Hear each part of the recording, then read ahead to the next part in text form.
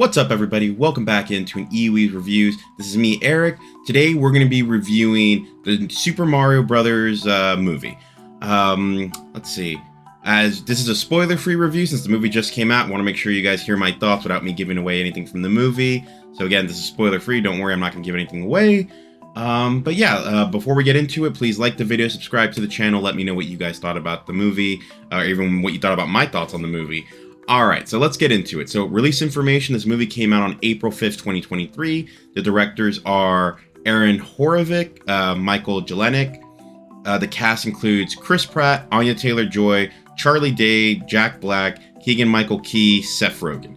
And the runtime is 92 minutes. I watched this movie in Dolby format, and if you guys are wondering if this movie has a post-credit scenes, yes, it has two, a mid and end credit scene.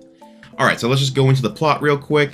So if this is just from the trailer, Bowser wants to take over the Mushroom Kingdom. He's already starting to take over some of the kingdoms. A newcomer, Mario, shows up out of nowhere with his brother Luigi from out of nowhere. They're not from the Mushroom Kingdom, and it's up to Mario and his companions to stop Bowser from taking over the world. Alright guys, so that's the basic idea what this movie is without me going into too much information. So here are my thoughts on the movie. And before I say any of that, one thing you guys should know is my favorite game of all time is Super Mario World. So I do have a little bit of a bias here. So I can admit that to you guys. I'm a little bit biased. I love the Mario franchise. I've played, if not all the games, most of the games. I've always had Nintendo consoles, and I play almost everything that has Mario in it. Alright, so this movie has a lot of nostalgia. There's callbacks to so many things. If you see the trailer, they even have callbacks to like Mario Kart, there's some stuff for Super Mario World, Mario 3, Mario 64. It's all, a lot of that is in there, but at the same time, even though they have a lot of the nostalgia stuff, I still think they could have gone a step further, but I'm glad they didn't. One thing that I even mentioned earlier is that the runtime is 92 minutes. This movie does not waste your time. You do not feel like, oh, you just put stuff in there just to put stuff in there. It's like, no, they gave you a story from start to finish. It's all in there. And it doesn't feel like there's too much filler in there. It's like you can go in there, watch the movie, come out, and you're like, that was a good story. That was one of my drawbacks to a lot of movies is I feel like some of them are very long and they have no business being that long. I'll always call out Avatar 2 for, I'm like, there was no reason for that movie to be 3 hours.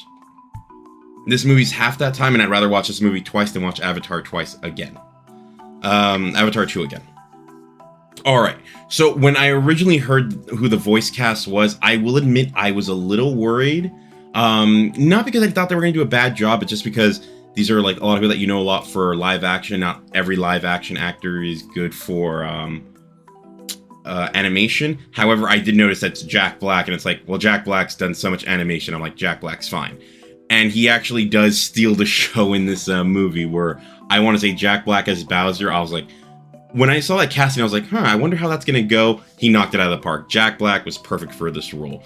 I loved him. I thought Bowser was my favorite character of the movie. He had so much emotion and so many things that he said and did that I was just like, you know what? You sold me on this character. I really enjoyed him a lot. And the music, guys, there's little things here and there from like different Mario franchises that you're just like, wow, are they really using this music? This is so cool. I really enjoyed that. I thought that was a good take on the movie, and I watched it in Dolby, so like you get the full effect of the music when you're in that setting. So I love that part of the movie. And going back to the voice acting, I think one thing I was worried about was Chris Pratt, because I was just like, oh, I don't know if Chris Pratt, maybe he's gonna drag down the movie because he's playing. First off, I'm glad they didn't do the Italian accent. There is some reference to it in the movie, but I'm glad they didn't do it. It wouldn't have worked for this movie. I think it would have been a bad idea to throw in there. But at the same time, Chris Pratt did a good job. I thought he felt like he was this character. And I was like, you know what? I'm glad that... At first, I was just like, oh, is this going to be the right move for the person to play Mario? And I was like, no, Chris Pratt did a great job. The 6 actors I listed, they all did a great job. I actually was just like, whoa. It's just that Jack Black was just at a level above everyone else. But it's like, it's Jack Black. Come on, the guy made a panda cool.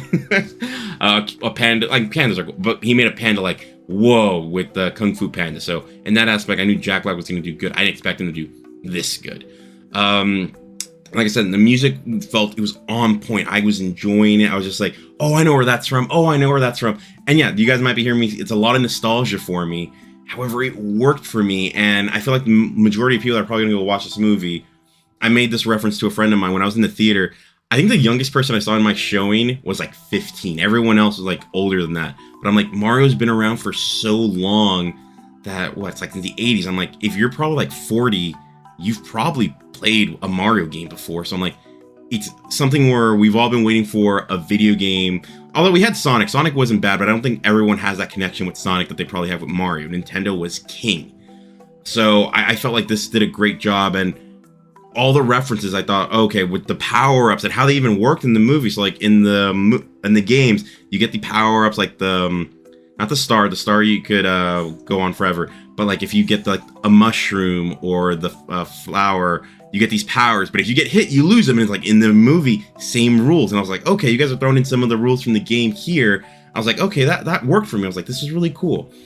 And we get some of the origins for some of the characters, and I was like, you know what, this works. I like it. It didn't feel like they were trying too much. And at the same time, they left a lot for a sequel.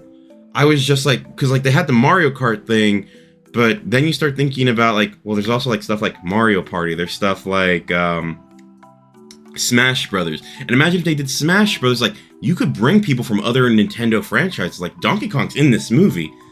Who's to say you can't use someone like, well, not even like, even in the Mario one, like you could use Rosalina, you can use Daisy, you have all these other characters that you can put into a future movie. And I love that about this. I was just like, okay, this is really cool. And it felt like they actually cared about the source material, where I was just like, this felt so much different than the old Mario movie, the John Leguizamo movie, where that one felt like, no, they were just trying to take their own take on Mario, and it just didn't work. This felt like they loved the source material, and they're like, let's make something that is Mario. Where you watch this movie, you're like, oh yeah, I get this feeling from when I played the games and things like that. I felt that worked so much. So yeah, let's move on now to my score, guys. But like I said, I believe there's going to be a sequel to this. There is no way this movie's not going to make a lot of money, because whoa, that was a lot of fun. All right, so my score for this movie is an 8 out of 10. I thought this was great. I was debating going amazing, but I was like, I don't think I was blown away that much. And I think a lot of it also might have to be with my nostalgia. So I went 8 out of 10. I definitely recommend you go watch this.